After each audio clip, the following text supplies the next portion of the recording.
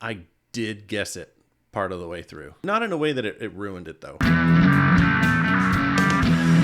So Scream 7 is finally out. It is, and I need some Advil. And I got me a popcorn bucket. I thought that was too cute. Yeah. So Scream 7. It felt like a Scream movie. Yeah, it did not disappoint.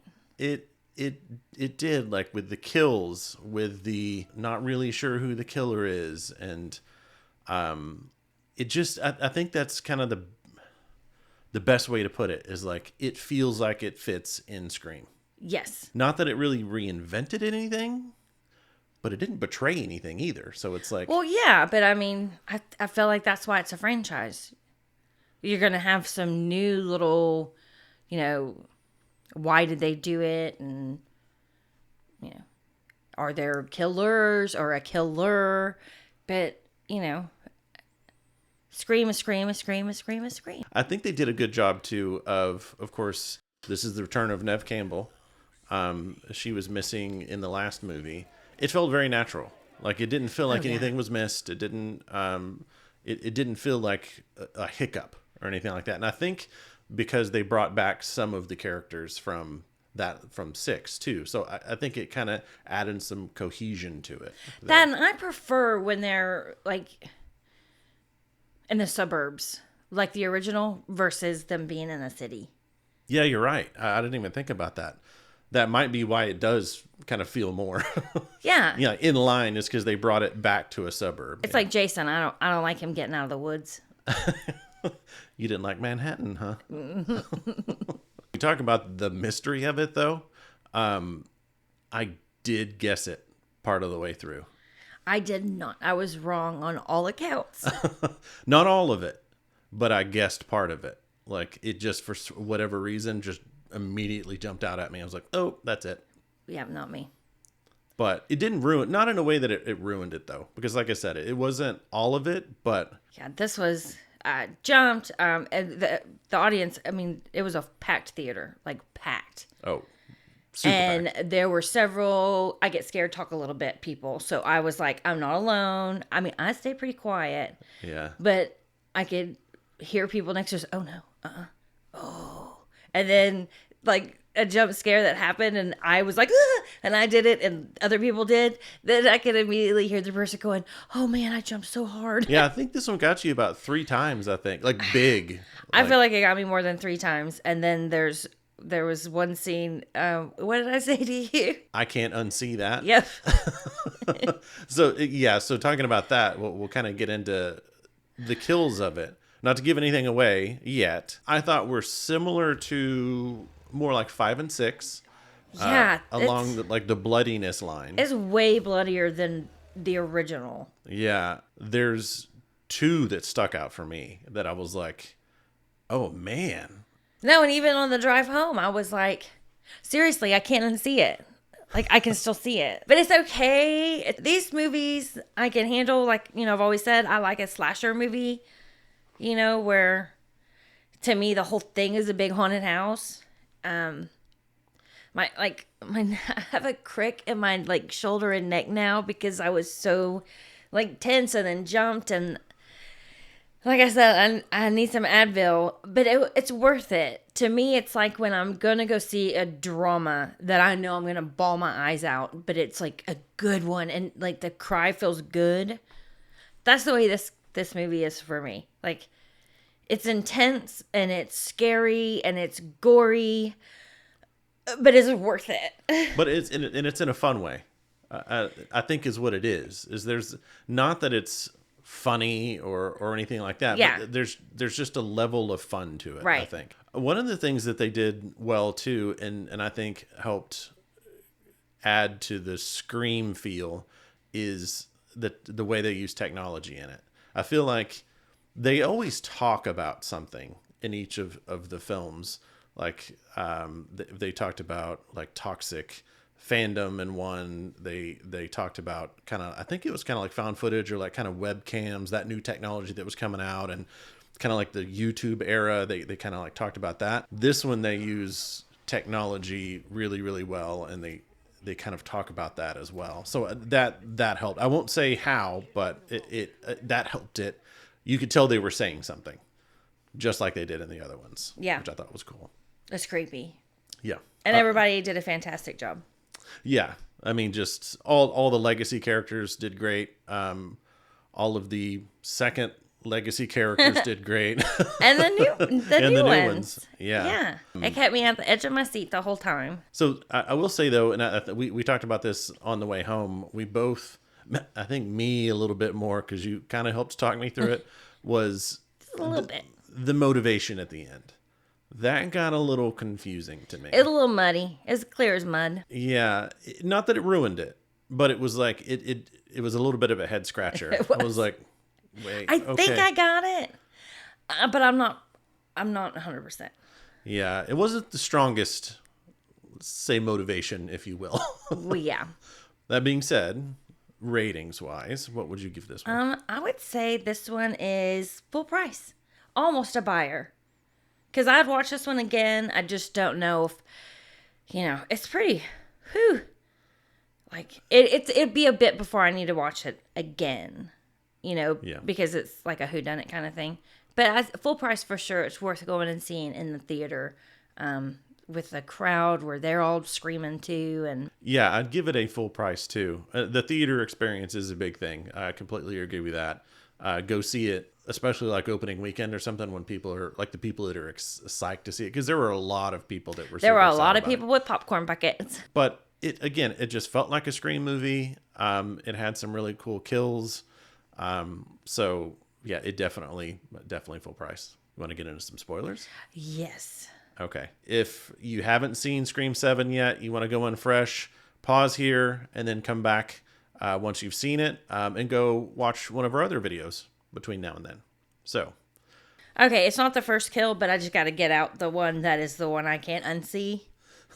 Yeah.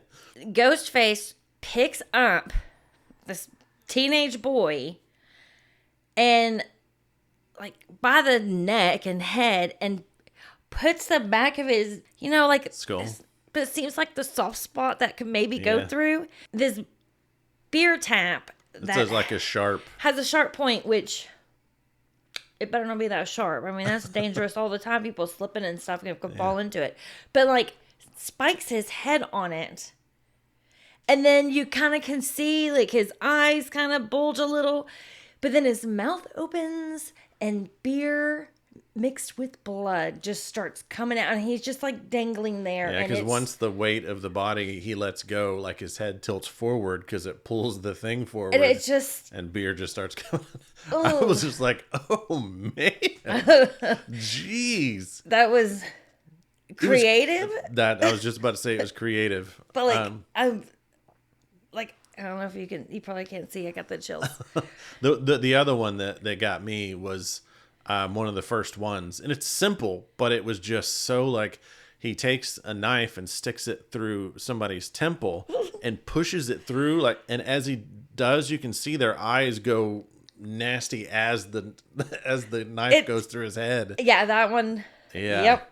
I think that was the first kill, wasn't it? I think it was the first kill. Oh, and that scared the heck out of me, talking about a jump. It's because when you see it in the trailer that it's the animatronic, which we have Chucky, then Chucky over in the corner. He's not plugged in though. They turn the lights on and it, the animatronic. Oh, I jumped so hard, and a lot of people did. Yeah, that was a big one. Like that was you kicked your feet because it's like that one got me good. And then the other kill that I, was cringing at was Tinkerbell. Oh yeah, she gets gutted and intestines just fall everywhere. Yeah. She's up on the harness because she's Tinkerbell, and they.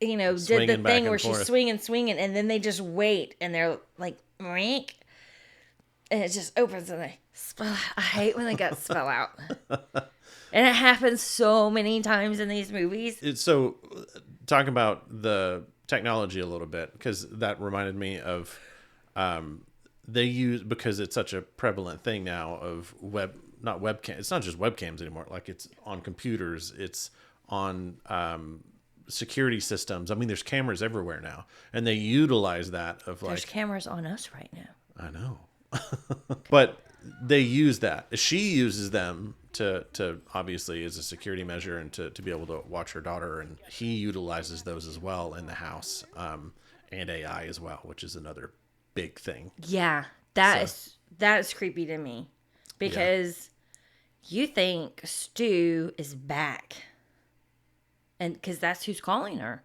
Which he was great.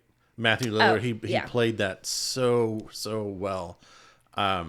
Just crazy, unhinged, but just the right amount. Like, right. Yeah. Not over the top too much. Just right. Yeah. Which there's other people they bring back that same way, but he's like the prevalent one. And it was brilliant the way they did it. That's part of the movie is he back or is he not back? Yes. And for a while, it's like, geez, is he back? I thought he was back.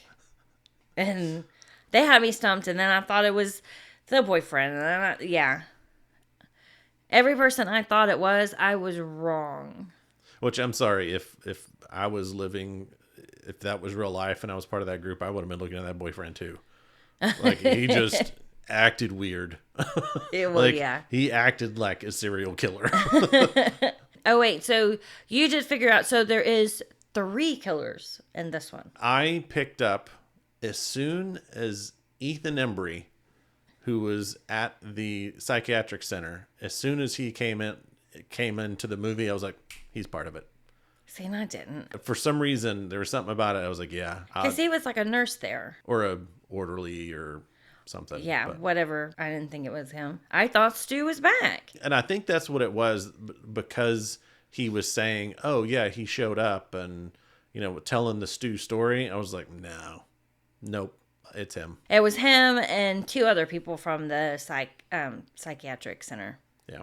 And one was the neighbor. And like we said, like, her motivation seemed very just like, okay. But then they don't even really explain why the 2 other people help. No, they don't. Like, did they fall in love with this lady? Did she just convince them to do it? Yeah, I felt like maybe there was something cut out of the story, because they were showing this weird back and forth between him and the neighbor. Like, there was some frustration there, like her saying, don't talk over me. And he's like, so they showed this little bit of like rivalry there, but then it just goes nowhere. So well, and maybe she acted like they were, she liked him, but now she's like, I'm getting what I want. And so I'm just going to tell you, just shut up and let me do my thing. Yeah, maybe. But yeah, I didn't really like the ending. I mean, I did, because there's a bow, because you think the Sydney's husband's dead. And I turned to you and I said, girl's been through too much. They've killed everybody. Her poor daughter's lost all of her friends. They should not kill the husband. And he didn't die, so. It did have a bow. So overall, go see it in the theater. I really enjoyed it. Yeah, me too. So what did you think of Scream 7? Do you think that it lived up to the franchise hype? Or did you figure out who the killer was pretty quickly? Let us know in the comments. Thanks for joining us today. And remember, around here, the fear is family. Bye. Thanks for watching this episode. If you enjoyed it, hit like and subscribe. And tune in next time to The Fear Review, where the fear is family.